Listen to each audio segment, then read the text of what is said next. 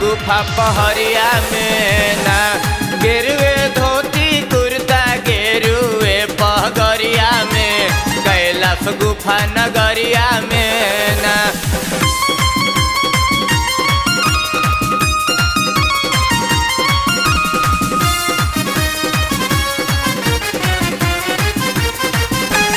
लेहले कान्हावा में कांवर हो में घुंघरू लगौल टोला महला के संगतियन संगे भीड़ बनौल। बाबा हो कृपा करिह परल बानी दुआरिया में कैलाश गुफा पहड़िया में ना। बाबा हो कृपा करिह परल बानी दुआरिया में कैलाश गुफा पहड़िया में ना।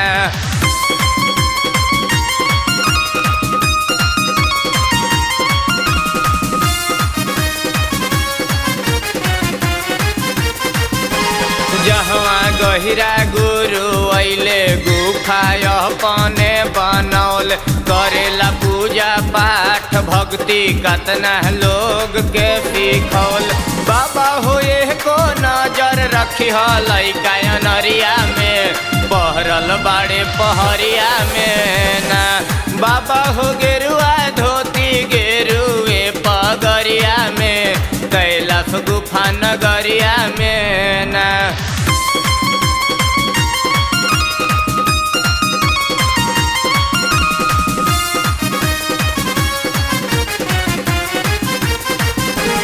जहवा बसेले शिव शंकर संघे माई पार्वती खाली महिमा बनौले रही चाही न धन संपत्ति। बाबा हो दया शंकर परल बाड़े डगरिया में कैलाश गुफा पहरिया में ना।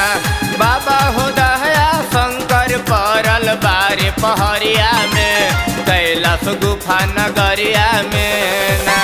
बाबा हो आइल बानी रउरे दुआरिया में कैलाश गुफा पहरिया में ना। हम तो कांवर लेके आई बदुआरिया में कैलाश गुफा नगरिया में ना। कैलाश गुफा नगरिया में।